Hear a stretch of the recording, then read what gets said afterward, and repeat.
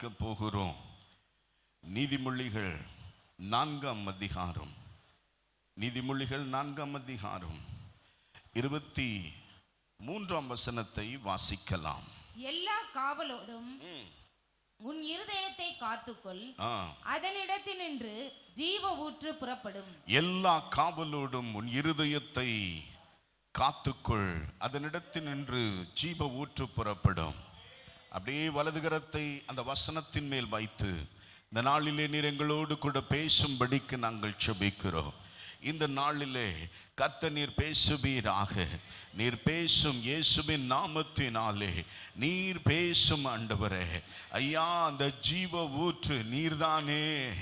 இந்த நாளிலே கர்த்தர் நீர் எங்களோடு கூட இடைபட கர்த்தர் தம்மை வெளிப்படுத்தும்படிக்கு நாங்கள் செபிக்கிறோம். நாங்கள் செய்ய வேண்டிய காரியம் இன்னது என்பதை கர்த்தர் நீர் எங்களுக்கு விளக்குவீராக. நீர் பேசுவீராக. நீர் பேசும் நாங்கள் கேட்கிறோம். இயேசுவின் மூலம் ஜெபித்தோம் எங்கள் அன்பின் பிதாவே. ஆமென் சொல்லுங்க. ஆமென். அல்லேலூயா. இந்த மாதம் முழுவதும் பரிசுத்த ஆவியானவரை குறித்து நமக்கு பிரசங்கிக்கப்பட்டு போதிக்கப்பட்டு வருகிறது. ஆவியானவருடைய தன்மை என்ன? ஆவியானவர் யார்? ஆவியானவர் நம்முடன் இருந்து அவர் என்ன செய்கிறார்? ஆவியானவரால் நாம் என்ன செய்ய முடியும்? ஆவியானவர் ஏன் நமக்கு கொடுக்கப்படுகிறார் என்று நாம் பார்த்து வருகிறோம். இந்த மாதம் முழுவதும் அதற்குரிய வாக்குத்தத்தங்களினாலே கர்த்தர் நம்மை நிரப்பி அதன் விளைவாக கர்த்தர் நம்மோடு கூட பேசிக்கொண்டு வருகிறார். இன்றைக்கும் அதே வரிசையிலே நான் உங்களோடு கூட பேசும்படிக்கு தேவனால் அனுப்பப்பட்டிருக்கின்றேன். கவனியுங்கள், கவனியுங்கள். இந்த வசனத்தை ஒரு விசை கருத்தாய் கவனியுங்கள். எல்லா காவலோடும் கூட உன் இருதயத்தை காத்துக்கொள், அதனிடத்தில் நின்று ஜீவ ஊற்று புறப்படும் என்றார். இது ஒரு வாக்கு தத்துவம். ஆனால் அதே சமயத்திலே ஆண்டவர் சொல்ல ஒரு காரியம், எல்லா காவலோடும் உன் இருதயத்தை காத்துக்கொள். எல்லா காவலோடும் உன் இருதயத்தை காத்துக்கொள். ஏன் இருதயம் காக்கப்பட வேண்டும்? இருதயம் ஏன் காக்கப்பட வேண்டும்? கவனியுங்கள். லூக்கா 6:45 இருதயம் பொக்கிஷம் என்று சொல்லப்பட்டிருக்கிறது. இருதயம் எப்படிப்பட்டது? பொக்கிஷம். அது பொக்கிஷம். இருதயம் எப்படிப்பட்டது? அது பொக்கிஷம். இந்த பொக்கிஷம், இது பொக்கிஷம் மாத்திரம் அல்ல, இது நிரப்பப்படுகின்ற ஒரு இடம். நிரப்பப்படுகின்ற ஒரு இடம். நல்லதாலும் நிரப்ப, அசுத்தத்தாலும் நிரப்பப்படும். தேவனுடைய ஆவியினாலும் நிரப்பப்படும், அசுத்த ஆவியினாலும் நிரப்பப்படும். நிரப்பப்படுகின்ற ஒரு இடம். ஆனால் அதே சமயத்திலே ஒரு செயல் உருவாகுகிற இடம் இருதயம். நல்ல கவனிங்க. ஒரு செயல் உருவாகுகிற இடம் இருதயம். இன்றைக்கு கர்த்தர் உங்களோடு கூட இடைபட விரும்புகிறார். நீங்க ஆவியிலே பலன் கொள்ளுவது மாத்திரம் அல்ல, அபிஷேகம் பெறாதவர்கள் இன்னைக்கு நீங்க அபிஷேகம் பண்ணப்பட போகிறீங்க. அது மாத்திரம் அல்ல, ஒரு நிலையில் இருந்து கர்த்தர் இன்னொரு நிலைக்கு உங்களை கொண்டு போக விரும்புகிறார். அடுத்த கட்டத்தை நோக்கி நீங்கள் எழும்பி வரப்போகிறீர்கள். ஆமென் சொல்லுங்க. ஆமென். அல்லேலூயா, அல்லேலூயா. இப்ப கவனிங்கள். இருதயம் பொக்கிஷம். அதே சமயத்தில் இந்த பொக்கிஷம் நிரப்பப்படுகிறதற்கு ஏதுவான ஒரு இடம். அது மாத்திரம் அல்ல, ஒரு செயல் துவங்குகிற இடம் இருதயம். ஒரு செயல் துவங்குகிற இடம் இருதயம். இப்ப கவனிங்க, ஒரு காரியத்தை கவனிங்க. முதல்ல ஒரு செயல் எப்படி வருகிறது? இருதயத்திற்குள் எப்படி வருகிறது? முதலாவது அது எண்ணங்களாய் வருகிறது. வேதத்தில் இதுக்கு ஆதாரம் உண்டு. வேதத்தில் ஆதாரம் உண்டு. ஆனா அதில் நம்மை தியானிப்பதற்கு அதற்கு நேரம் இல்லை. நீங்க எழுதி வைத்து வீட்டில் கொண்டு போய் நீங்க வாசியுங்க. 1 ராஜாக்கள் 12ஆம் அதிகாரம், 1 ராஜாக்கள் 12ஆம் அதிகாரம் 26 29 வசனங்களை நீங்கள் குறித்து வைத்துக் கொள்ளுங்க. இதுல யெரொபெயா அந்த 2 கன்றுக்குட்டிகளை எப்படி ஸ்தாபிக்கிறான் என்பதை குறித்து ஆண்டவர் ரொம்ப அழகாய் அதை வெளிப்படுத்தி இருப்பார். அதை அழகாய் வேதத்தில் நமக்கு போதிக்கும் வண்ணமாக ஒரு செயல் எப்படி உருவாகுகிறது என்பதை குறித்து ஆண்டவர் அழகாய் அதை எழுதி வைத்திருப்பார். நல்ல கவனிங்க. ஒரு செயல் உருவாகுகிற இடம் இருதயம். அந்த செயல் உருவாகும் போது எப்படி உருவாகிறது? அது எண்ணங்களாய் நமக்குள் வருகிறது. எண்ணங்கள் ஒரு நாளைக்கு 32,000 எண்ணங்கள் இப்படி வந்து இப்படி போகுதாம். நல்ல கவனிங்க. ஒரு நாளைக்கு 32,000 எண்ணங்கள் இப்படி வந்து இப்படி போகுது. நல்ல கவனிங்க. முதல்ல ஒரு செயல் எண்ணங்களாகத்தான் வருகிறது. எண்ணம். அதுக்கு அடுத்தது நீங்க கவனிங்க. அதற்கு அடுத்தது அந்த எண்ணத்தை நிறுத்தி கொஞ்சம் ஆராய ஆரம்பிக்கிறேன்னு வச்சுங்களேன். இப்ப ஒரு எண்ணம் வருது. என்ன எண்ணம்? ஒரு வீடு கட்டினா என்ன? ஒரு வீடு கட்டினா என்ன? ஒரு வீடு கட்டினா என்ன? நம்ம கூட ஒரு வீடு கட்டினா என்ன? எண்ணம். இது எண்ணம். இந்த எண்ணம் வந்த உடனே அந்த எண்ணத்தை நிறுத்தி கொஞ்சம் ஆராய ஆரம்பிக்கிறோம். எப்படி ஆராய ஆரம்பிக்கிறோம்? எப்படி கட்டுறது? வீடு கட்டணும். எண்ணம் வந்துருச்சு. எப்படி கட்டுறது? எப்படி கட்டுறது? வீடு எப்படி கட்டுறது அப்படின்னு சொல்லி அந்த எண்ணத்தை நம்ம கொஞ்சம் நிறுத்தி ஆராய ஆரம்பிக்கிறோம் பாருங்க. அதுக்கு பேர் தான் சிந்தனை. அதுக்கு பேர் தான் சிந்தனை. எண்ணம் சிந்தனையாய் மாறுகிறது. ஆமென் சொல்லுங்க. ஆமென். அல்லேலூயா. எண்ணத்தை நிறுத்தி நாம் ஆராய ஆரம்பிக்கும் போது அது சிந்தனையாய் வெளிப்படுகிறது. சிந்தனையாய் மாறுகிறது. இந்த சிந்திக்க ஆரம்பிக்கிறோம். எப்படி கட்டுறது அப்படின்னு சொல்லி சிந்திக்க ஆரம்பிக்கிறோம். இந்த சிந்தனையோடு கூட ஒன்று இணையுங்க. இந்த சிந்தனை வரும்போது ஒரு காரியம் இணையும். என்னன்னு பார்த்தீங்கன்னா அதுக்கு பேர் தான் நினைவுகள். நினைவுகள். என்ன நினைவுகள் வந்து இணையும் அப்படின்னு பார்த்தீங்கன்னா, இப்படி கட்டணும், எப்படி கட்டணும் அப்படின்னும் போது, என்னைக்கோ ஒரு நாள் ஒரு வீடு கிரகப்பிரவேசத்துக்கு போயிருப்போம். அந்த வீட்டுக்குள்ள போன உடனே அழகழகான காரியங்கள். வீடு கட்டினா இப்படி தாண்டா கட்டணும், இப்படிதான் கட்டணும். என்ன அழகா பண்ணிருக்கிறாங்க. இந்த கபோர்டெல்லாம் எப்படி பண்ணிருக்கிறாங்க. நம்ம கூட கட்டினா இப்படிதான் கட்டணும்னு அன்னைக்கு நம்ம ஒரு எண்ணம் வந்திருக்கோம். இப்ப அது நினைவுகளாக இப்ப நீங்க சிந்திக்கக்கூடிய சிந்தனையோடு கூட இணையும். இப்படித்தான் கட்டணும் அப்படின்னு சொல்லி. சில வீட்டுக்கு நீங்க போயிருப்பீங்க. திடீர்னு நடுவுல ஒரு தூண் இருக்கும். என்னடா இது, நடுவுல ஒரு தூணை வச்சிருக்கிறாங்க, போகும்போது வரும்போது இடிக்காதா? இது எப்படி இப்படி வச்சிருக்கிறாங்க? நம்ம எல்லாம் கட்டினா இப்படி எல்லாம் கட்டக்கூடாது அப்படின்னு ஒரு முடிவு பண்ணிருப்போம். அந்த நினைவுகளும் இதோடு கூட இந்த சிந்தனையினோடு கூட இணையுங்க. இப்படி கட்டணும், இப்படி கட்டக்கூடாது. இந்த சிந்தனைகள் எண்ணங்கள், இந்த சிந்தனையோடு கூட நினைவுகள் இணையும் போது இதில் இருந்து பிறக்கக்கூடிய தீர்மானம் தான் யோசனை. நல்ல கவனிங்க. எண்ணங்கள் சிந்தனையாய் மாறுகிறது. சிந்தனையும் நினைவுகளும் இணைந்து அங்கே ஒரு தீர்மானத்தை பிறப்பிக்கக்கூடிய காரியங்கள் யோசனையாய் மாறுகிறது. ஆமென் சொல்லுங்க. ஆமென். அல்லேலூயா. அல்லேலூயா. நல்ல கவனிங்க. நமக்குள் இருந்து எழும்பக்கூடிய தீர்மானம் யோசனையாய் மாறுகிறது. அதே சமயத்தில் இன்னொருவருக்குள் இருந்து நமக்கு வரும் என்றால் அதற்கு பெயர் ஆலோசனை. ஆமென் சொல்லுங்க. ஆமென். அல்லேலூயா. வலது கரத்தை உயர்த்தி, கொஞ்ச நேரம் வலது கரத்தை உயர்த்தி, ஆவியானவர் இன்றைக்கு லீதியாளுடைய இருதயத்தை திறக்கிறது போல எங்களுடைய இருதயத்தை திறந்தரலோ விளங்கிக் கொள்ளுவதற்கு ஆண்டவர் கிருபை செய்யுங்க அப்பா. கவன கூர்மையை தாங்க. இந்த பகுதி முழுவதும் கர்த்தருடைய ஆளுகை உண்டாகும்படிக்கு ஜெபிக்கிறேன். இயேசுவின் வல்லமையுள்ள நாமத்தினாலே இருக்கக்கூடிய இந்த கொஞ்ச நேரத்தில் கர்த்தர் எங்களை வேகப்படுத்துவீராக, வேகப்படுத்துவீராக, வேகப்படுத்துவீராக. ஆளுகை உண்டாகட்டும் இயேசுவின் நாமத்தினாலே. ஆமென் சொல்லுங்க. ஆமென். அல்லேலூயா. எண்ணம் சிந்தனையாய் மாறுகிறது. சிந்தனை நினைவுகளோடு கூட இணைந்து அது யோசனையாய் மாறுகிறது. நமக்குள் எழும்பக்கூடிய யோசனை, நமக்குள் வரக்கூடிய தீர்மானங்கள் யோசனையாய் இருக்கிறது. மற்றவரிடத்திலிருந்து நமக்குள் வரும் என்றால் அதற்கு பெயர் ஆலோசனை. ஆமென் சொல்லுங்க.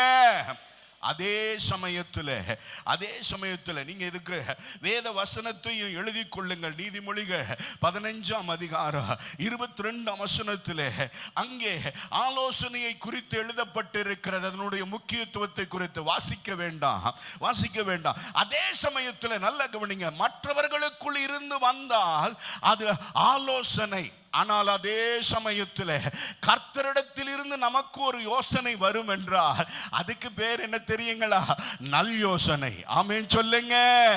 ஆமென். அல்லேலூயா. ஆண்டவர் சொல்றாரு, கர்த்தர் சொல்றாரு, நீதிமொழிகள் 24:6 ஆண்டவர் சொல்லும் போது, நல் யோசனை செய்து யுத்தம் பண்ணு. யுத்தம் பண்ணும் போது என்ன செய்து யுத்தம் பண்ணணும்? நல் யோசனை. ஏன் தெரியுமா? ஆலோசனையை விட மேன்மையானது நல் யோசனை. ஆமென் சொல்லுங்க. ஆமென் சொல்லுங்க. ஆமென் சொல்லுங்க. ஏன்னா யுத்தத்துல தோத்துட்டா என்ன நடக்கும்? என்ன நடக்கும்? உயிர் போயிருங்க. யுத்தத்துல தோத்தா என்ன நடக்கும்? உயிர் போயிரும். அதனால தான் என்ன அப்படின்னா, மனுஷனுடைய ஆலோசனையினால ஜெயம் உண்டாக, ஆனா கர்த்தருடைய நல் யோசனை இடைப்படும் போது அது என்னெல்லாம் செய்யும்? நீதிமொழிகள் 2:11 பார்க்கிறோம். நல் யோசனை நம்மை காப்பாற்றுங்க. நம்மை காப்பாற்றுவது மாத்திரமல்ல, அது நம்மை பாதுகாப்பது மாத்திரமல்ல, ஜெயம் கொடுக்கிற கர்த்தர் நம் பட்சத்தில் இருந்து நமக்காக யாவற்றையும் செய்து முடிக்கிறவராய் இருக்கிறார். ஆமென் சொல்லுங்க. ஆமென். அல்லேலூயா. அதனால தான் என்ன சொல்றோம்? நல்ல கவனிங்க. வேதம் சொல்லுகிறது, ஆலோசனை உனக்குள் பிறக்கக்கூடிய யோசனையை விட, பிறருக்குள் இருந்து உனக்குள் வரக்கூடிய ஆலோசனையை விட நல் யோசனை உன் வாழ்க்கையிலே மிக முக்கியமானது என்பதை மறந்து போகாதே. ஆமென் சொல்லுங்க. ஆமென். அல்லேலூயா. இந்த நல் யோசனையை தான் வேதம் என்ன சொல்லுகிறது? தேவனுடைய நடத்துதல் என்று சொல்லுகிறது. ஆமென் சொல்லுங்க. ஆமென். அல்லேலூயா. ரோமர் 8:14 நாம் வாசிக்கும் போது, ரோமர் 8:14 எவர்கள் தேவனுடைய ஆவியினால் நடத்தப்படுகிறார்களோ அவர்கள் தேவனுடைய புத்திரர் என்னப்படுவார்கள். நல்ல கவனிங்க. தேவனுடைய ஆவியினால் நடத்தப்படுகின்ற இந்த அனுபவத்துக்குள் நாம் வந்துவிட வேண்டும். ஆமென் சொல்லுங்க. ஆமென். அல்லேலூயா. அல்லேலூயா. வெறுமன பரிசுத்த ஆவியானவர்னா வெறுமன கும்பலோட கும்பலா வந்து நல்ல மியூசிக் அடிச்சு பாட்டை பாடி அதை வேகமா பாடி உணர்ச்சி வசப்பட வைத்து அப்படியே அந்நிய பாஷை பேசி குதிச்சுட்டு போறது வெறும் ஆவியானவர் இல்லைங்க. அதை விட மேன்மையானது என்ன? தேவனால் நடத்தப்படுகின்ற ஒரு வாழ்க்கை. ஆமென் சொல்லுங்க. ஆமென். அல்லேலூயா. தேவனால், தேவ ஆவியானவரா நடத்தப்படுகின்ற ஒரு அனுபவம். ஒரு அனுபவம். இயேசு விடுவிக்கிறார் ஊழியத்தில். பன்னீர்செல்வம் ஆரம்பத்தில் கொஞ்ச வருஷத்துக்கு முன்பு, இப்போ நீங்கள் அவரை பார்ப்பது கடினம். ஆரம்ப காலத்தில் நீங்கள் பார்த்தீங்க அப்படின்னா அந்த பன்னீர்செல்வம் பார்த்தீங்கன்னா பாடகர், அவர் ஆராதனையை நடத்தக்கூடிய ஒரு தேவ மனுஷன். அந்த பன்னீர்செல்வத்தை நீங்கள் கவனிச்சிங்கன்னா, ஒரு நாள் 9 மணிக்கு அவர் போகணும். இவர் தான் போய் துவங்கணும். அலுவலகத்தில் ஒவ்வொரு நாளும் 9 மணிக்கு அங்கே ஜெபம் ஆரம்பிச்சிருவாங்க. அந்த இயேசு விடுவிக்கிறார் அலுவலகத்தில் எல்லா ஸ்டாஃபும் வந்து அந்த இடத்துல ஸ்டாஃபோடு சேர்ந்து பிரேயர் ஆரம்பிக்கணும். அப்போ 9 மணிக்கு இவர் தான் போய் ஸ்டார்ட் பண்ணணும். வேகமாக அயன் பண்ண ஷர்ட்டை போடுறாரு. போடும்போது என்ன ஆகுது? பட்டன் தெரிச்சு ஓடிடுச்சுங்க. ஐயோ பட்டன் போயிடுச்சு. இப்போ என்ன பண்றது? இந்த பட்டன் என்ன செய்யறது? வேற ஏதாவது துணி, ஐயோ இனிமே தான் அயன் பண்ணணுமா அப்படின்னு சொல்லிட்டு இவர் இருக்கும்போது நூலை எடுத்துட்டாரு. ஊசியை காணோம். ஊசியை தேடுறாரு. என்ன பண்றதுன்னு தெரியல. ஊசியை தேடிட்டு இருக்கும்போது என்ன ஆண்டவரே செய்யறதுன்னு ஒண்ணு ஒரு சத்தம் கேக்குதான் இவருக்கு. அந்த சின்ன டப்பாவை திறந்து பாருன்னு இவர் போய் திறந்து பார்க்கறாராம். ஊசி. ஆமென். அல்லேலூயா. அல்லேலூயா. ஆண்டவர் பெரிய பெரிய காரியங்கள்ல தான் உங்களுக்கு உதவி செய்கிறவர் அல்லவங்க. கர்த்தர் சின்ன காரியத்திலேயோ உங்களுக்காக செயல்படுகிற தேவனாய் இருக்கிறார். உங்க குடும்ப வாழ்க்கையில சின்ன சின்ன விஷயத்துல கூட கர்த்தர் உங்களுக்கு உதவி செய்வது மாத்திரமல்ல, உங்களை வழி நடத்த கர்த்தர் உண்மையுள்ளவராய் இருக்கிறார். ஆமென் சொல்லுங்க. ஆமென். அல்லேலூயா. அல்லேலூயா. இப்ப கவனிங்க, எண்ணம் சிந்தனையாய் மாறிற்று. சிந்தனை நினைவுகளோடு கூட இணைந்து யோசனை பிறந்தது. யோசனையாய் மாறிற்று. நமக்குள் பிறந்தது என்றால் யோசனை, மற்றவர்களுக்குள் இருந்து நமக்குள் வரும் என்றால் அதற்கு பெயர் ஆலோசனை.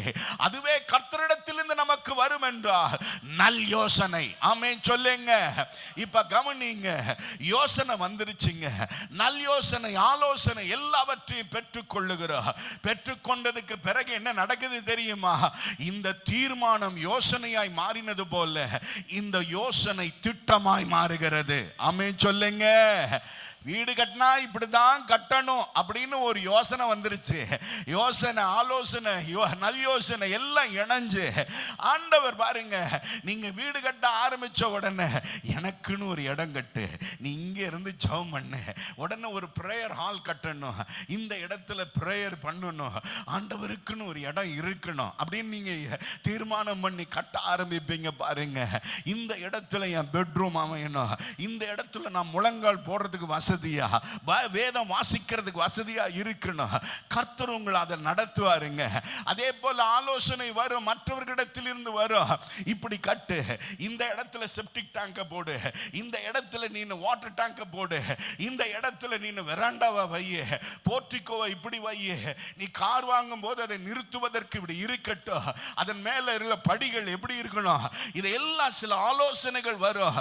எல்லாம் முடிந்து அது யோசனை, தீர்மானம் யோசனையாய் மாறி அதுக்கு பிறகு என்ன நடக்குது பாருங்க, அது திட்டமாய் மாறுகிறது. ஆமென் சொல்லுங்க. திட்டம் வந்த உடனே என்ன நடக்குது பாருங்க, இங்க தான் நீங்க என்ன பண்றீங்க, வரைபடத்தை ப்ளூ பிரிண்ட் போடுறீங்க. எது எது எப்படி வரணும் ப்ளூ பிரிண்ட் வைக்கிறீங்க. அந்த ப்ளூ பிரிண்டோடு கூட பில்டரை நியமிக்கிறீங்க. இதெல்லாம் திட்டங்கள். ஆமென் சொல்லுங்க. ஆமென் அல்லேலூயா. எல்லாத்தையும் நீங்க போட்டுட்டீங்க. திட்டம் பண்ணதுக்கு அப்புறம் நீங்க சொல்ல ஆரம்பிப்பீங்க, நான் வீடு கட்ட போறேன், நான் வீடு கட்ட போறேன், நான் வீடு கட்ட போறேன், நான் ஒரு வீடு கட்ட போறேன். இப்படி நீங்க உங்களுக்குள் நிரப்பப்பட்டிருக்கின்ற அந்த செயல்பாடுகள், வீட்டை குறித்ததான செயல்பாடுகள் அறிக்கையாய் மாறும். ஆமென் சொல்லுங்க. செயல் இங்கே அறிக்கையாய் மாறுகிறது. இந்த சொல் தான் செயலாய் மாறுகிறது. ஆமென் சொல்லுங்க. ஆமென் அல்லேலூயா, அல்லேலூயா. எந்த ஒரு காரியமோ உங்களுக்குள் இருந்து பிறக்கக்கூடிய இடம் இருதயம். அதனாலதான் ஆண்டவர் சொல்றாரு, அந்த இருதயத்தை நீ காத்துக்கொள் என்று ஆண்டவர் சொல்லுகிறார். ஆமென் சொல்லுங்க. ஆமென் அல்லேலூயா. செயல் துவங்குகிற இடம் இருதயம். செயல் துவங்குகிற இடம் இருதயம். நீங்க ரோமர் 6:13 பார்க்கலாம். அநீதியின் ஆயுதங்களா இருந்த உங்க அவயவங்களை நீதிக்குரிய ஆயுதங்களாக ஒப்பு கொடுங்கள்னு சொல்றாரு. எல்லா அவயவங்களையும் கர்த்தருக்கு ஒப்பு கொடுங்கள்னு சொல்றாரு. ஆனா இருதயத்தை மாத்திரம் அவர் என்ன செய்கிறாரு, நீங்க கவனிச்சு பார்க்கலாம். நீதிமொழிகள் 23ஆம் அதிகாரம் 26ஆம் வசனத்துல, என் மகனே உன் இருதயத்தை எனக்கு தா, உன் இருதயத்தை எனக்கு தா. அவர் கேட்கிற என்ன கேட்கிறார் தெரியுமா? செயல் உருவாகக்கூடிய அந்த இடத்தை கர்த்தர் கேட்கிறார், எனக்கு தா. ஆமென் சொல்லுங்க. ஆமென் அல்லேலூயா, அல்லேலூயா. இப்ப கவனிங்க, அந்த இடத்தை நாம் கர்த்தருக்கென்று கொடுக்கும் போது, அந்த இடத்தை கர்த்தருக்கென்று நாம் காவல் பண்ணும் போது, காத்து கொள்ளும் போது என்ன நடக்குது தெரியுமா? அதிலிருந்து ஜீவ ஊற்று புறப்படுமாம். ஆமென். கரங்களை தட்டி கர்த்தரை மகிமைப்படுத்தி ஆமென் அல்லேலூயா, அல்லேலூயா. பரிசுத்த ஆவியின் அபிஷேகமே அங்க தாங்க அந்த இடத்துல ஊற்றப்படும் போது அது என்னவாய் மாறுகிறது? ஊற்றாய் மாறுகிறது. ஆமென் சொல்லுங்க. ஆமென் அல்லேலூயா. எப்ப இயேசுவை நீங்க சொந்த இரட்சகராக ஏற்றுக்கொள்ளுகிறீர்களோ, எப்படிங்க அது, எப்படி ஏற்றுக்கொள்ளுவது? நல்ல கவனிங்க. எப்ப ரட்சிப்பு நமக்குள் துவங்குகிறது தெரியுமா?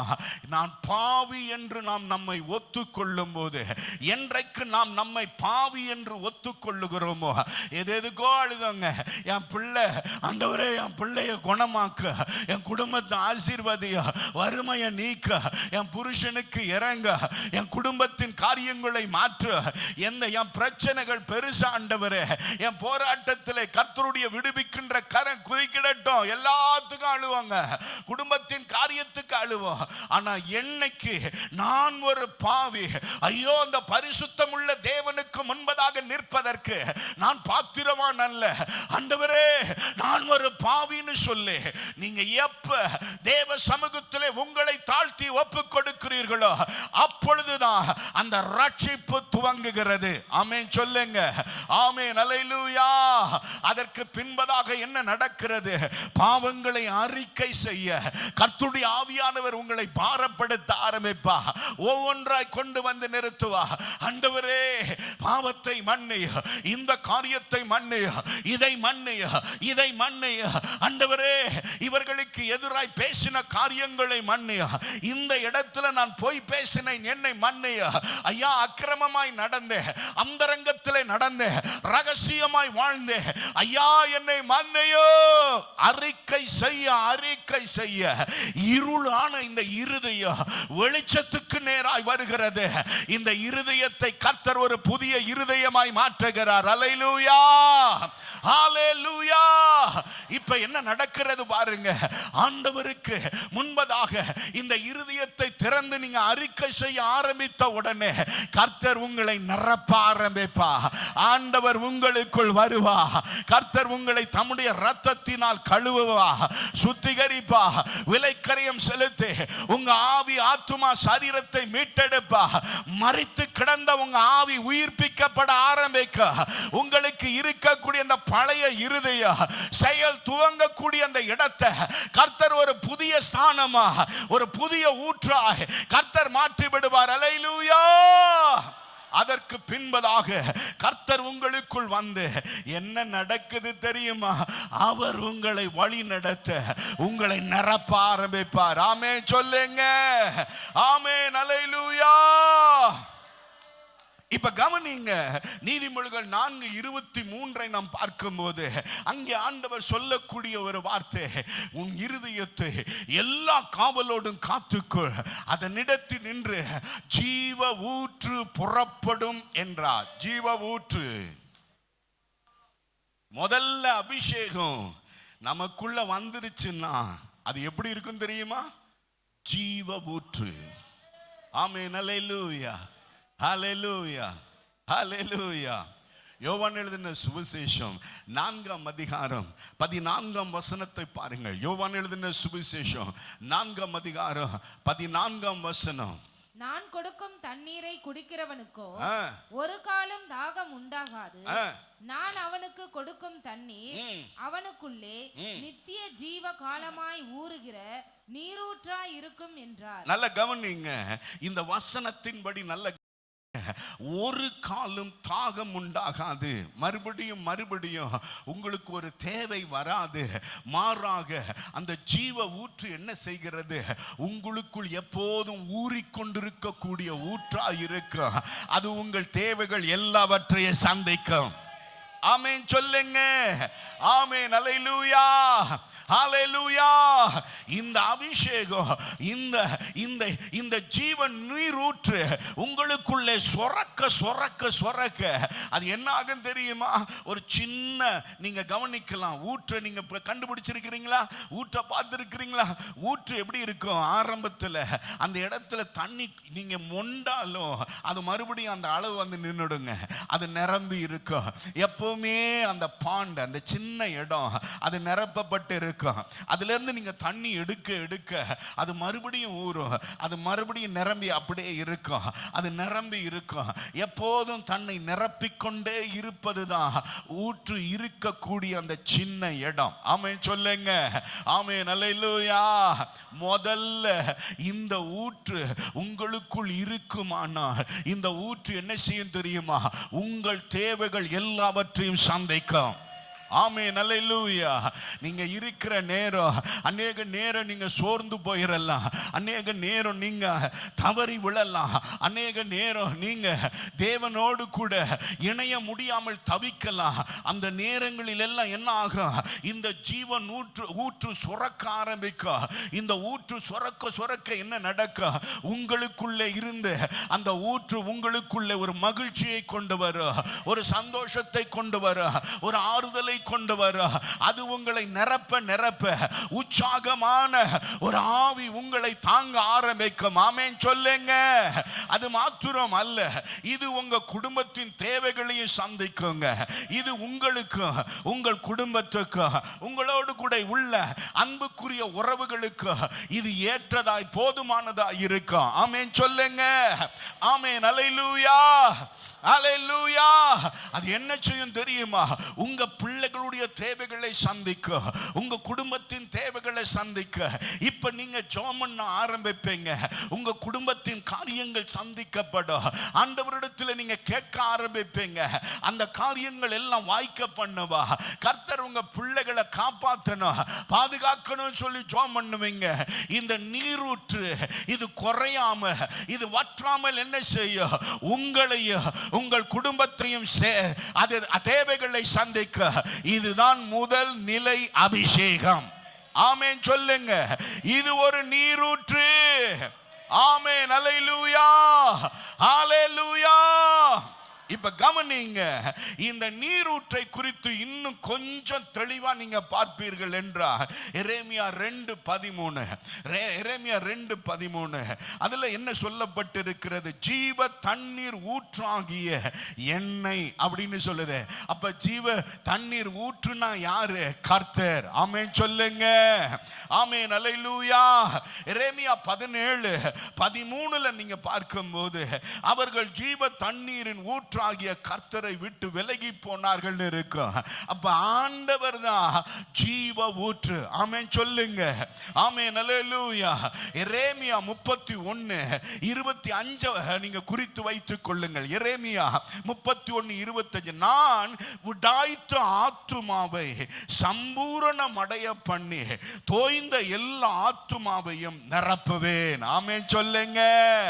ஆமென், அல்லேலூயா. கவனியுங்கள், கர்த்தர் உங்களுக்குள் வந்து விட்டார், அவர் உங்களை நிரப்ப ஆரம்பிப்பார். எப்போது இந்த ஜீவ நீரூற்றனாலே உங்களை நிரப்ப ஆரம்பிப்பார். இந்த ஜீவ ஊற்று உங்களுக்குள் என்ன செய்கிறது? உங்களை பலப்படுத்துகிறது, உங்களை பலனடைய செய்கிறது, உங்களை காப்பாற்றுகிறது, எப்போதும் உங்களை உற்சாகமாய் வைக்கிறது. உங்களுக்குள்ளே ஒரு உயிர் மீட்சி உண்டாகி கொண்டே இருக்கு.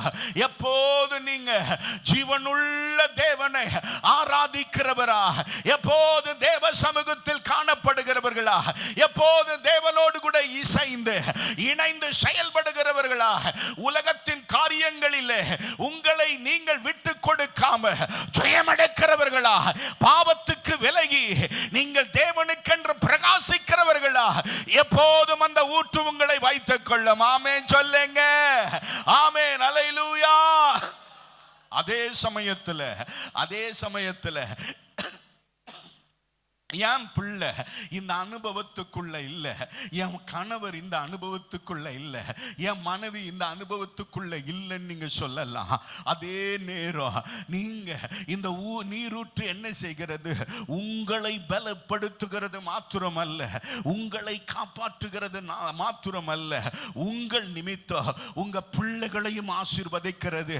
உங்கள் நிமித்தம் உங்களுடைய குடும்பத்தின் காரியங்கள் சந்திக்கப்படுகிறது. உங்கள் நிமித்தம் என் குடும்பத்தில் நிறைய பேர் ஆண்டவருக்கு பிரியமில்லாம இருக்கிறாங்க. என் கணவனே ஒரு குடிகாரர் தான், என் கணவன் துன்மார்க்கமா ஜீவிக்கிறவர் தான், என் மனைவி இந்த விசுவாசத்துக்குள்ள இல்லைன்னு நீங்க சொல்லலாம். என் பிள்ளைகள் என் வார்த்தையை கேட்கிறது இல்லை, என் பிள்ளைகள் என்னை விட்டு தூரம் இருக்கிறார்கள், படிப்பு நிமித்தம் வேலை நிமித்தம் இருக்கிறார்கள், இந்த விசுவாச வாழ்க்கைக்குள்ள இல்லை. ஐயா, எனக்குள் இருக்கக்கூடிய அந்த ஊற்று அவர்களையும் காப்பாற்றுமா என்று சொன்னா நிச்சயமாகவே கர்த்தர் உங்களை காப்பாற்றுகிறது போல உங்களோடு கூட இணைந்து ஜீவிக்கிறவர்களையும் உங்களோடு கூட இணைந்திருக்கிறவர்களையும் அவர் காப்பாற்றவும் போஷிப்பகவும் ஏற்ற சமயத்தில் கர்த்தர் இந்த ஊற்று போதுமானதா இருக்கிறது. ஆமென். அல்லேலூயா, அல்லேலூயா. இதுதாங்க அபிஷேகத்தின் முதல் நிலை. ஆமென் சொல்லுங்க. இரண்டாவது, வேகமாக இரண்டாவது ஒரு காரியத்தை நீங்கள் பார்க்கும்போது நீதிமொழிகள் 5ஆம் அதிகாரம் 16-17 வசனங்களை பாருங்க. நீதிமொழிகள் 5:16-17 வாசிக்கலாம். உன் ஊற்றுகள் வெளியிலும் உன் வாய்க்கால்கள் வீதிகளிலும் பாய்வதாக. போதும். உன் ஊற்றுகள் வெளியிலும் உன் வாய்க்கால்கள் வீதிகளிலும். ஆமென் சொல்லுங்க, ஆமென் சொல்லுங்க. முதல்ல இந்த நீர் ஊற்று ஒரு ஒரு ஒரு ஒரு இடத்துக்குள்ளேயே அது ஊறிக்கிட்டு கிடந்ததுங்க. நீங்க எடுக்க எடுக்க அந்த இடம் நிரம்பிக்கிட்டு இருந்தது, ஒரு இடத்துக்குள்ளேயே இருந்தது. ஆனால் இப்ப என்ன ஆகுது? ஊற்று அதிகமாய் சுரக்க ஆரம்பிக்கிறது, இப்ப அதிகரிக்கிறது.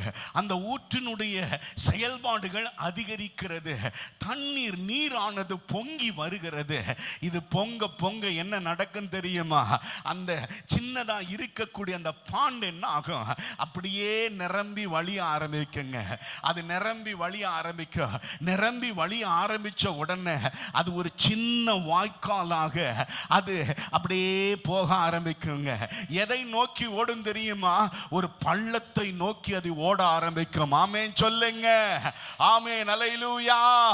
முதல் நிலை அபிஷேகத்திலே நீங்கள் இருக்கும் போது அது உங்களுக்கும் உங்கள் குடும்பத்திற்கும் உங்களோடு கூட இணைந்து வசிக்கிறவர்களுக்கும் போதுமானதா இருந்தது. அவர்கள் தேவைகளையும் கூட சந்தித்தது. ஆனால் இந்த இரண்டாம் நிலை அபிஷேகம் எப்படிப்பட்டது?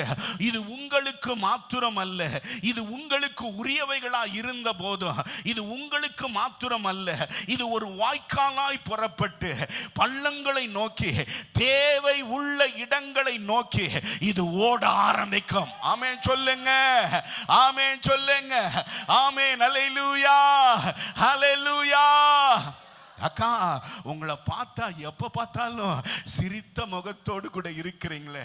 ஒரு காலத்துல எவ்வளவு துக்கமா இருந்த அந்த முகம் இப்ப சிரித்த முகத்தோடு கூட இருக்கிறீங்களே. அக்கா, இப்ப உங்க பிரச்சனையெல்லாம் மாறிடுச்சா? அக்கா, அக்கா, உங்க புருஷன் எப்படி இப்பெல்லாம் குடிக்கிறது இல்லையா? இப்படி பல கேள்விகளோடு கூட உங்களுடைய நண்பர்கள், உங்களுடைய தோழிகள் உங்களை குறித்து கேட்கலாம். நீங்க சொல்லுவீங்க, முன்ன இருந்த கஷ்டம் இப்பெல்லாம் இல்லை. காரணம், ஏசப்பா எல்லாவற்றையும் மாற்றிட்டாரு. இப்ப என் குடும்பம் மாறி இருக்கு.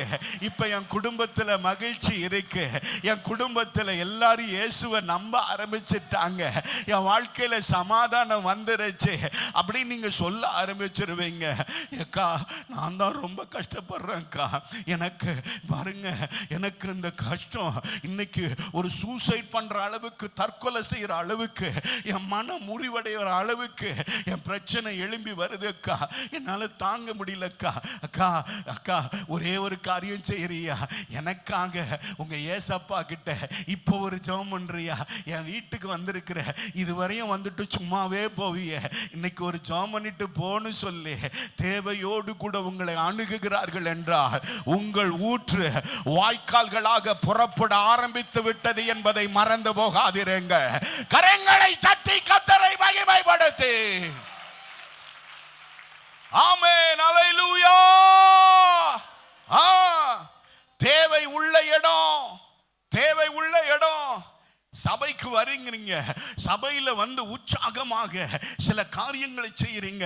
பாஸ்டர் பார்க்கறாங்க, பாஸ்டர் அம்மா பார்க்கறாங்க. என்னோடு கூட ஊழியத்துக்கு வரீங்களா? இன்னைக்கு அந்த கேர்சல்ல போயிட்டு வருவோமே, வாங்க அப்படின்னு சொல்லி இந்த பைபிள்லாம் வச்சுங்க, இந்த டாக்ஸை வச்சுங்க, வாங்க என் கூட வாங்க. வாங்கன்னு ஒண்ணு நீங்களும் உற்சாகமா போவீங்க. நான் சும்மா தானே இருக்கிறேன், பாஸ்டர் அம்மா கூப்பிடுறாங்க, நானும் வரேன்னு. அங்க போன உடனே முதல் நாள் நீங்க அங்க இருக்கிறீங்க, இருந்துட்டு இருக்கும் போது சரி நீ ஒரு பாட்டு பாட அப்படின்னு பாஸ்டர் அம்மா கொடுப்பாங்க. நீங்க அந்த பாடலை பாட ஆரம்பிக்கிறீங்க. அங்க கூடி வந்தவங்களுக்கு நீங்க பாடுற பாட்டு எனக்கு ரொம்ப ஆறுதலா இருக்கு, ஆண்டவர் அந்த பாடல் மூலமாக என்னோடு கூட பேசினான்னு சொல்லுவாங்க. இதுதான் முதல் நிலை. இரண்டாம் நிலையினுடைய அபிஷேகம். இது வாய்க்காலாய் புரண்டு போகும். இது தேவை உள்ள இடங்களை சந்திக்கும். ஆமென், அல்லேலூயா. இப்ப என்ன நடக்கும் தெரியுமா? நீங்களே என்ன பண்ணுவீங்க? பாப்பாங்க, பாஸ்டர் பாப்பாங்க, பாஸ்டர் அம்மா பாப்பாங்க, நல்லா செய்யறியே, நல்லா செய்யறியே, பரவாயில்ல, இந்த சங்கீத பகுதியை குறித்து கொஞ்சம் பேச அப்படின்னு சொல்லுவாங்க. நீங்க உடனே பேச ஆரம்பிக்கிறீங்க. ஆண்டவர் அதை கிரியை செய்ய ஆரம்பிக்கிறா. சிலரை தொட ஆரம்பிக்கிறா.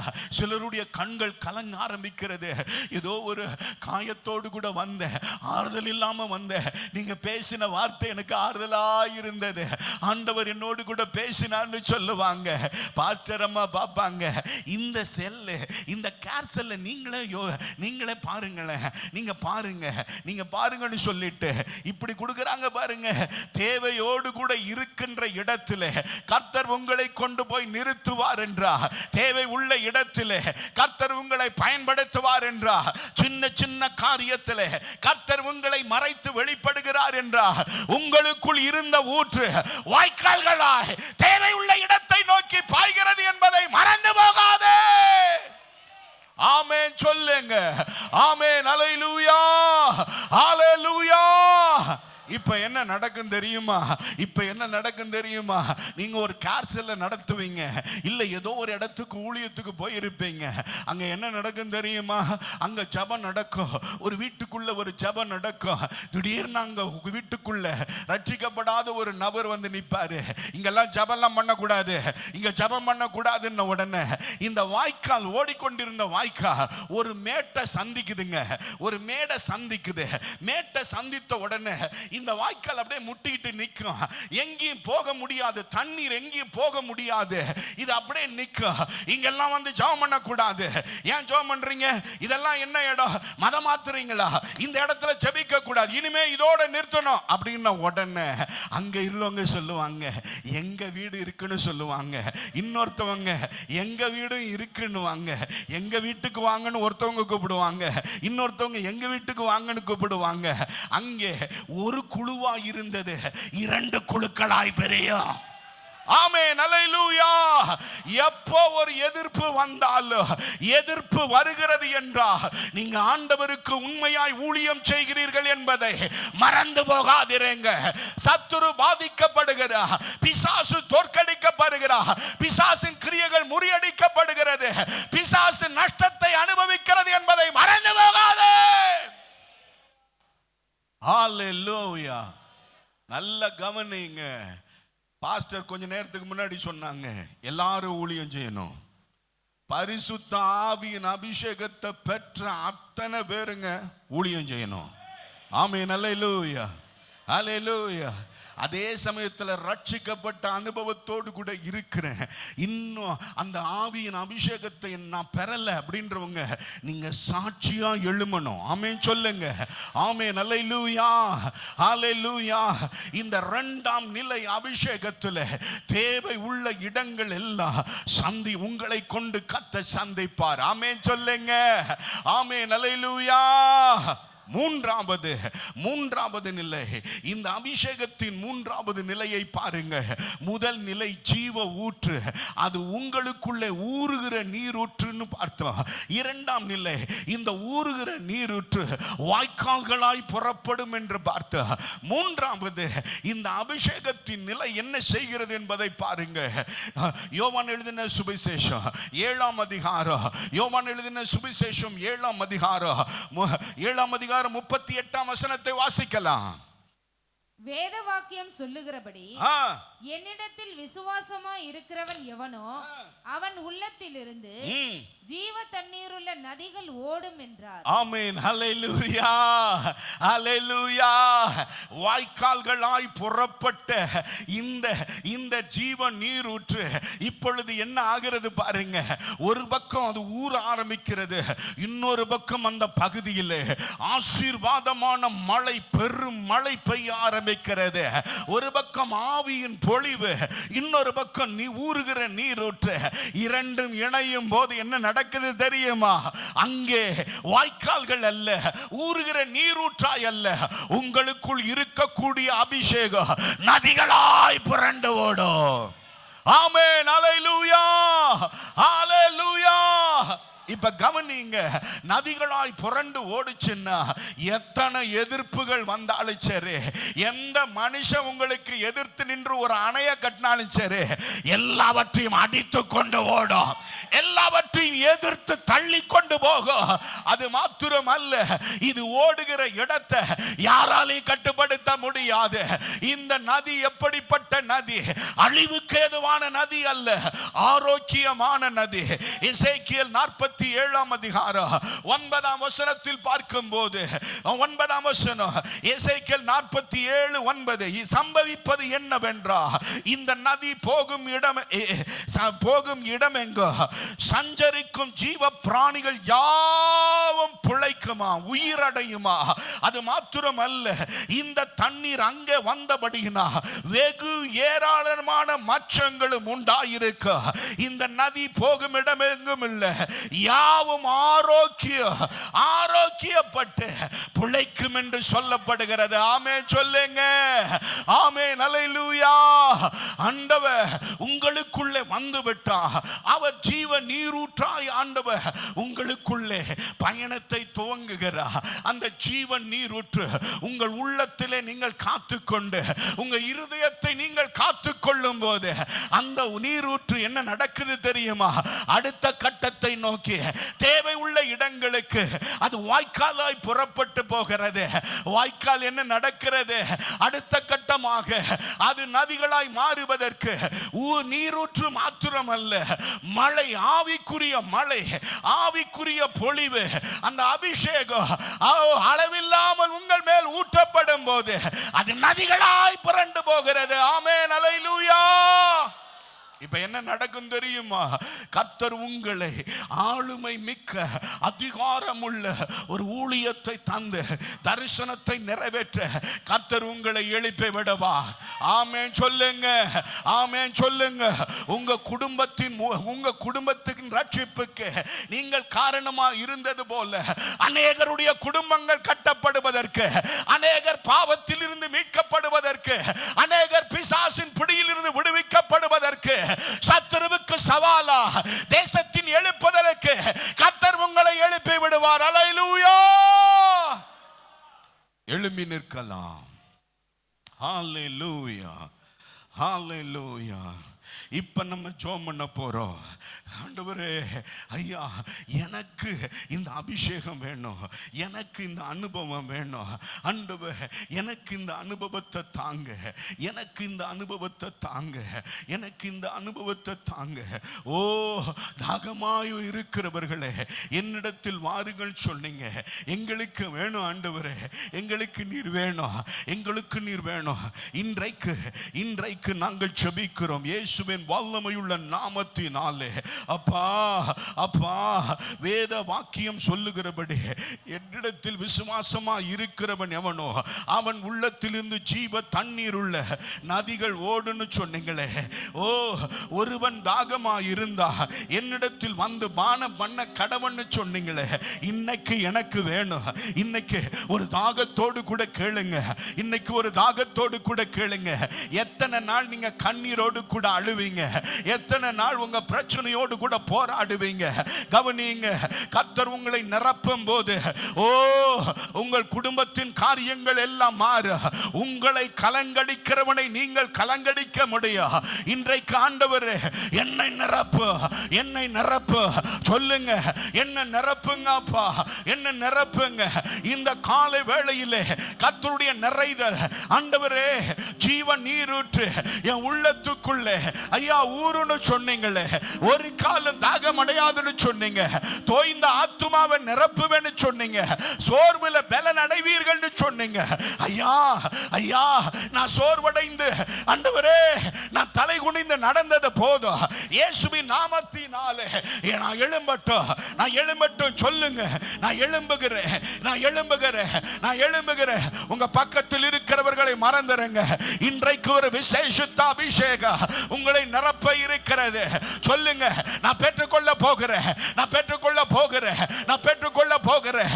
எலியாவின் மீது இருந்த அந்த சால்வை எலிசாவின் மீது விழுந்தது போல இன்றைக்கு அந்த அபிஷேகம், அளவில்லாமல் இருந்த தேவன் மேல் இருந்த, இயேசுவின் மேல் இருந்த அந்த அபிஷேகம் எனக்குள் வருவதாக, வருவதாக, வருவதாக, வருவதாக. நிரப்புங்க அப்பா, நிரப்புங்க அப்பா, நிரப்புங்க அப்பா. ஹalleluya, ஹalleluya. அபிஷேகம் பெற்றவங்க எல்லாம் வலது கரத்தை உயர்த்தி, வலது கரத்தை உயர்த்தி. நல்ல கவனிங்க, அபிஷேகம் பெறாதவங்க இந்த கூட்டத்துக்குள்ள இருக்கிறீங்கடா, இன்னைக்கு நீங்க பெறணும். இன்னைக்கு பரிசுத்த ஆவியினுடைய அபிஷேகம் அளவில்லாமல் ஊற்றப்படுகின்ற நேரம், ஒரு தாகத்தோடு கூட எல்லாரும் இணைந்து என்னை நிரப்பு, அந்நிய பாஷையை பேசுங்க, எல்லாரும் ஆவியில நிரம்புங்க, நிரப்பப்படுங்க. ஏசப்பா, இன்றைக்கு இன்றைக்கு இன்றைக்கு இந்த தளத்தில் உள்ளவர்கள் மாத்திரமல்ல, இரண்டாம் தளத்தில் உள்ளவர்களை கர்த்தர் தொடுவீராக. தேவனுடைய தொடுதல் உண்டாவதாக. ஆண்டவர் சமீபத்திற்கு மாத்திரம் அல்ல, தூரத்திற்கும் தேவனாய் இருக்கிறார். விசுவாசத்தோடு கூட, ஒரு எதிர்பார்ப்போடு கூட, ஆண்டவரே என்னை நிரப்பு, என்னை நிரப்பு.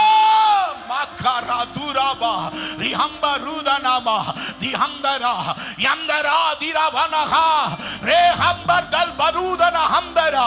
இயேசுவின் நாமத்தினாலே, by the power of Holy Ghost, in the name of Jesus. அவன் என்னை நோக்கி கூப்பிடுவான், நான் அவனுக்கு மறு உத்தரவு கொடுத்து அவன் அறியாததும் அவனுக்கு எட்டாததுமான பெரிய காரியங்களை நான் செய்வேன்னு ஆண்டவர் சொல்றாரு. கூப்பிடு, ஆண்டவர் உனக்கு நன்மைகளை செய்வார், கிருபைகளை பாராட்டுவார். அவருடைய ஆவியினுடைய அபிஷேகத்தினாலே உன் உள்ளத்தில் இருந்து அந்த ஜீவ ஊற்று புறப்பட்டு, இல்லையா, ஸ்தோத்திரம் ஸ்தோத்திரம், அது சுகத்தை உண்டாக்கும், அநேகருக்கு வாழ்வு கொடுக்கும், அநேகரை ஆசீர்வதிக்கும், அநேகரை உருவாக்கும். கை உயர்த்தி, பிதாவே உம்முடைய குமாரன் இயேசுவின் நாமத்தில் உம்மை நோக்கி பார்க்கிறோம். இந்த மன மகிழ்ச்சியான இந்த காலை வேளைக்காய் ஸ்தோத்திரம். இந்த காலை வேளையில கூட நீர் கொண்டு வந்த அருமையான பிள்ளைகளுக்காய் நன்றி ஆண்டவரே. இந்த நாளிலும் கர்த்தருடைய ஆவியானவர் எங்களோடு கூட பேசி எங்களோடு கூட இடைப்பட்டு கொண்டிருப்பதுக்காய் ஸ்தோத்திரம் ஆண்டவரே. எல்லா காவலோடும் உன் இருதயத்தை காத்துக்கொள், அதிலிருந்து தான் ஜீவ ஊற்று புறப்படோன்ற வார்த்தைப்படி அப்பா, அந்த ஜீவ ஊற்று இல்லாதபடியால் தான் எங்க வாழ்க்கையில வறுமைகள், தரித்திரங்கள், சாபங்கள், வியாதிகள், ஆண்டவரே ஆண்டவரே கடன் பிரச்சனைகள், ஆண்டவரே தேவையில்லாத பிரச்சனைகள், குழப்பங்கள், பிசாசின் கிரிகள் எங்களை மேற்கொள்ளுது ஆண்டவரே. அப்பா, இன்றைக்கு இந்த மாதத்தின் கடைசி நாள்ல அந்த ஜீவ ஊற்று எங்க உள்ளத்துல வரட்டும் ஆண்டவரே. அந்த ஜீவ ஊற்று எங்க உள்ளத்திலிருந்து புறப்படட்டும் ஆண்டவரே. ஆசீர்வதிங்க, வந்த ஒவ்வொரு மக்களையும் ஆசீர்வதியும், அவருடைய தேவையெல்லாம் சந்தியும், குறைவெல்லாம் நிறைவாக்கும் ஆண்டவரே. ஒவ்வொரு மாதமும் எதிர்பார்ப்போடு வராங்க ஆண்டவரே. இந்த மாதமாவது என் பிரச்சனை தீராதா, இந்த மாதமாவது என் தேவை சந்திக்கப்படாதா, இந்த மாதமாவது என் வாழ்க்கையில் ஒரு நன்மை நடக்காதா, இந்த மாதமாவது ஒரு அற்புதம் அதிசயம் நடக்காதா, இந்த மாதமாவது என் குடும்பத்தில் ஒரு சமாதானம் வராதா, என் பிள்ளைகளுக்கு ஒரு நன்மை வராதா என்று எதிர்பார்க்கிற பிள்ளைகளுடைய வாழ்க்கையிலே ஆண்டவரே நீ ஒரு அற்புதத்தை செய்யும். உண்மையாய் தம்மை நோக்கி உண்மையாய் கூப்பிடுகிற பிள்ளைகள் வாழ்க்கையிலே இந்த மாதம் முடிவதற்குள்ளாகவே ஒரு அற்புதம் நடக்கட்டும் ஆண்டவரே, ஒரு அற்புதம் நடக்கட்டும் ஆண்டவரே. இந்த மாதத்தை முடிக்கும் போது ஒவ்வொரு பிள்ளைகளும் சந்தோஷமாய் முடிக்க, சமாதானமாய் முடிக்க கர்த்தர் உதவி செய்யும் ஆண்டவரே. ஆசீர்வதியும், நல்ல சுகபல ஜீவனை தாரும் ஆண்டவரே. இன்னைக்கு திருசபைக்கு யாராவது புதுசா வந்திருந்தாங்கன்னா அவங்களுடைய வாழ்க்கையில கர்த்தர் இடைப்படும்படியா ஜெபிக்கிறேன் ஆண்டவரே. ஆண்டவரே, வருத்தப்பட்டு பாரம் சுமக்கிறவர்களே எல்லாரும் என்னிடத்துல வாருங்கள், நான் உங்களுக்கு இளைப்பாறுதல் தருவேன் சொன்ன ஆண்டவர். இளைப்பாறுதலை தர வேண்டுமா நான் ஜெபிக்கிறேன் சுவாமி. இளைப்பாறுதலை தாரும், இளைப்பாறுதலை தாரும், இளைப்பாறுதலை தாரும், இளைப்பாறுதலை தாரும், இளைப்பாறுதலை தாரும். புறப்பட்டு போகிறார்கள். சமாதானத்தின் தேவன் தாமே கூட இருக்கும்படியா ஜெபிக்கிறப்பா. உமக்கு சித்தமானால் இன்னும் ஒரு புதிய மாதத்தை நாங்கள் பார்க்க, புதிய மாதத்தை சந்திக்க, புதிய மாதத்தில் பிரவேசிக்க, புதிய மாதத்தின் ஆசீர்வாதங்களை பெற்றுக்கொள்ள, புதிய மாதத்தின் வாக்குத்தத்தங்களை நாங்கள் அறிந்து கொள்ள கர்த்தர் எங்களுக்கு இரக்கம் பாராட்டி உதவி செய்யும்படியா ஜெபிக்கிறேன். இந்த நாளிலே உம்முடைய வார்த்தையை பகிர்ந்து கொண்ட உம்முடைய தாசனுக்காய் ஸ்தோத்திரம். ஆசீர்வதிங்க ஆண்டவரே. ஆண்டவரே, உம்முடைய வருகை தாமதிக்குமானால் இன்னும் பல லட்சங்களுக்கு அவரை பயன்படுத்துங்க. பெரிய காரியங்களை செய்யுங்க. உம்முடைய ஊழியக்காரனாகிய நான் அப்படி ஜெபித்து மனதார வாழ்த்தி ஆசீர்வதிக்கிறேன். ஆண்டவராகிய இயேசு மூலம் ஜெபிக்கிறோம் பிதாவே. ஆத்துமாவே கர்த்தரை ஸ்தோத்திரி, முழு உலமே பரிசுத்த நாமத்தை ஸ்தோத்திரி. நம்முடைய பிதாவாகிய தேவனுடைய அன்பும் கர்த்தராகிய இயேசு கிறிஸ்துவின் கிருபையும் பரிசுத்த ஆவியானுடைய ஐக்கியமும் இப்போதும் எப்போதும் சதா காலமும் அவருடைய வருகை மட்டுமே நம்மை காத்துக்கொள்வாராக. ஆமேன். கர்த்தர் உன்னை ஆசீர்வதித்து உன்னை காக்க கடவர். கர்த்தர் தம்முடைய முகத்தை உன்மேல் பிரகாசிக்க பண்ணி உன்மேல் கிருபையா இருக்க கடவர். கர்த்தர் தம்முடைய முகத்தை உன்மேல் பிரசன்னமாக்கி உனக்கு சமாதானம் கட்டளையிட கடவர் என்பதே. ஆமென். ஹல்லேலூயா.